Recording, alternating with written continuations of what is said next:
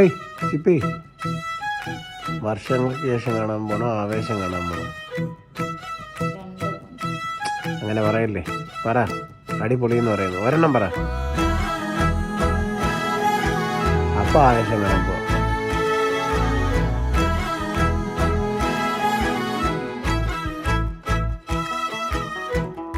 മധുപകരൂ നീ താരകേ,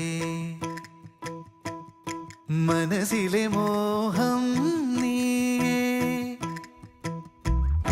മധുപകരൂ നീ താരകേ, മനസ്സിലെ മോഹം